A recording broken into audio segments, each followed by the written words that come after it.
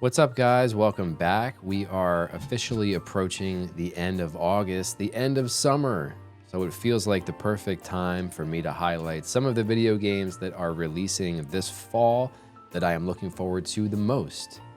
Without further ado, number one.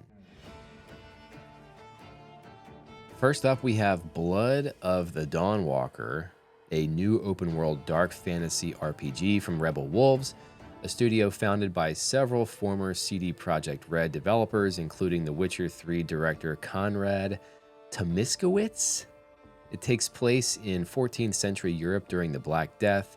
While humanity is being devastated by disease and war, vampires decide this is the perfect opportunity to emerge from the shadows and take control.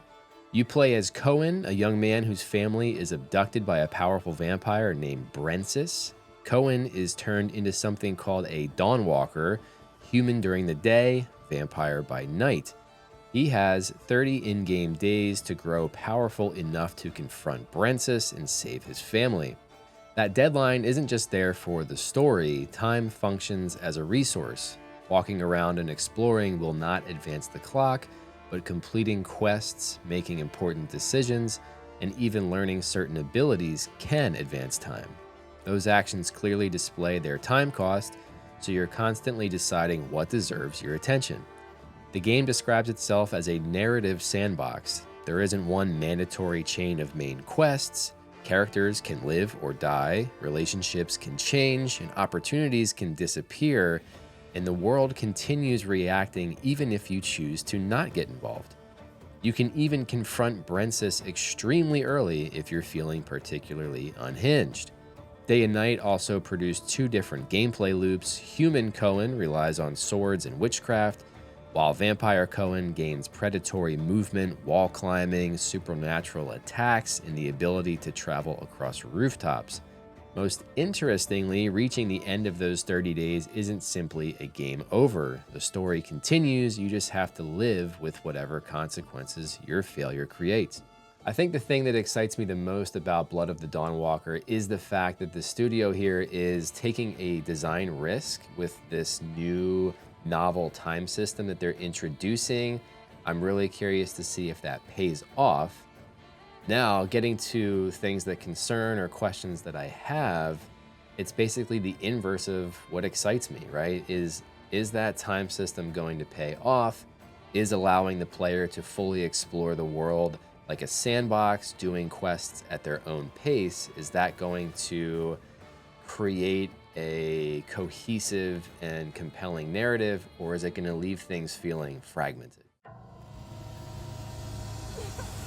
Next up on my list here is Halloween the Game, developed by IllFonic and co-published by Gun Interactive, the teams behind games like Friday the 13th and the Texas Chainsaw Massacre. This is another asymmetrical horror game based specifically on John Carpenter's original 1978 film, but it's actually offering two different experiences. First, there is a dedicated single-player campaign in which you play as Michael Myers.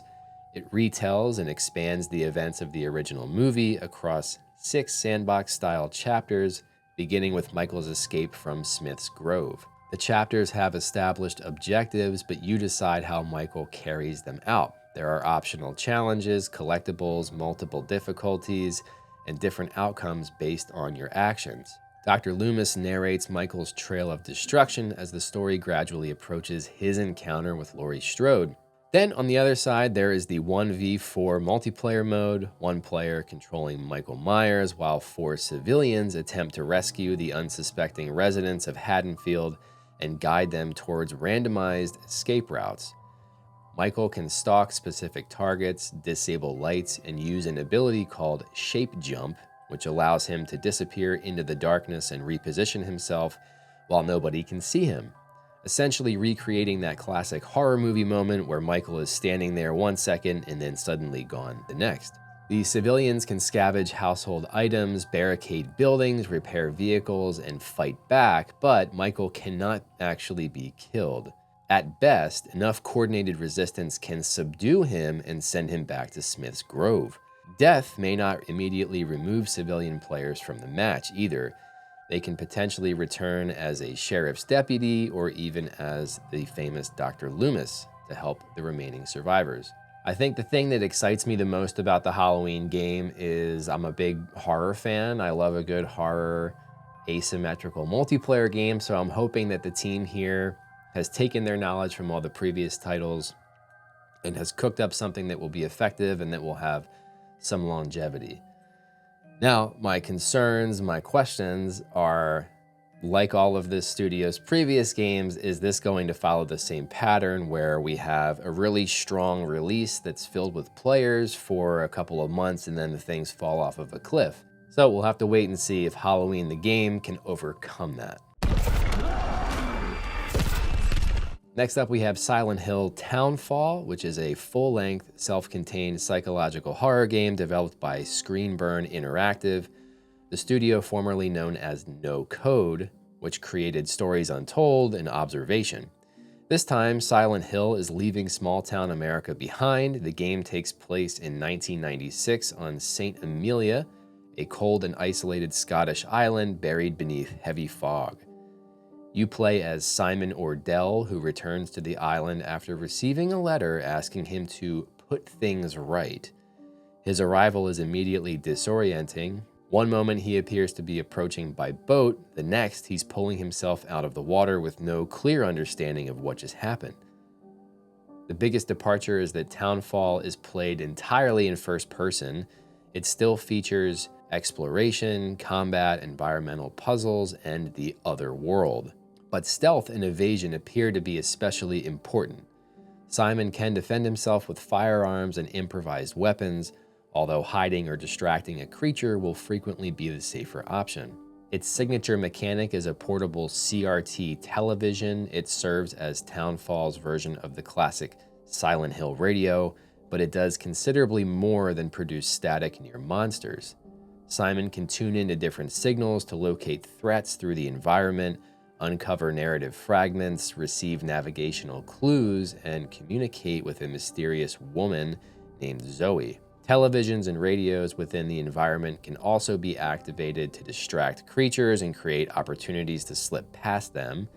The game will have multiple behavior-based endings. Rather than presenting one enormous decision at the finale, it quietly observes how you play through the entire journey. All three principal endings can be reached during an initial playthrough, with an additional secret ending becoming available after completing the game. I think the thing that excites me the most about Townfall is that we're finally getting a full-fledged first-person Silent Hill game. So I'm really curious to see what kind of scares and what kind of atmosphere they can cook up from that perspective. And then my major question or concern is probably surrounding all this talk about the game having this like stealth-based avoiding combat approach. I think that when that's done well, it can be really cool, but a lot of times in these horror games, those kind of forced stealth segments become really repetitive and kind of annoying. So we want to see what kind of balance they strike. And then finally, there is Phantom Blade Zero, a dark fantasy action RPG from the Chinese developer S-Game. The studio calls its aesthetic Kung Fu Punk, a mixture of traditional Chinese martial arts, mechanical technology, occult horror, and the grim atmosphere of its dark Wulin underworld. You play as Soul, an elite assassin employed by a powerful organization called the Order. After the Order's leader is murdered, Soul is framed for the crime and fatally wounded during the ensuing manhunt. A mysterious healer manages to save him, but only temporarily. Soul has 66 days remaining to uncover the actual mastermind, clear his name, and presumably kill an absolutely unreasonable number of people along the way. Although its world looks like a Souls-like, the combat is considerably faster. S-Game is attempting to recreate the rhythm and choreography of classic Hong Kong martial arts movies without requiring every player to memorize impossibly complicated inputs. Martial arts choreographer Kenji Tanigaki helps design and perform the movements, which were filmed from multiple angles and then painstakingly recreated through handcrafted animation. Soul can rapidly attack, parry, dodge, run along walls, and change weapons during a combo. The announced arsenal includes 30 primary weapons and 25 secondary phantom edges, covering everything from conventional swords to claws, heavy fists, cannons, and bizarre fire-spewing devices. The world itself is semi-open rather than one enormous continuous map. It consists of multiple handcrafted regions containing alternate paths, secrets, optional bosses, and equipment. There are also multiple approaches to difficulty, including an extreme 66 days mode that turns Soul's narrative deadline into an actual ticking clock with permadeath waiting at the end. And I think the thing that excites me the most about this game in particular is that combination of Dark Souls inspired combat mixed with this high pace, Kung Fu inspired combat system, so we'll see if that holds up. The one concern that I have for the game is based on that statement that the studio has made about wanting to create these super elaborate combos and combat sequences that don't require tons of input memorization from the user. I'm worried then that combat could start to feel like you're just selecting from a list of animations rather than really controlling the fight yourself, but we'll see. And so those are my 4 most anticipated games for the fall season. If you watched, I appreciate you, and I'll see you next time. Are you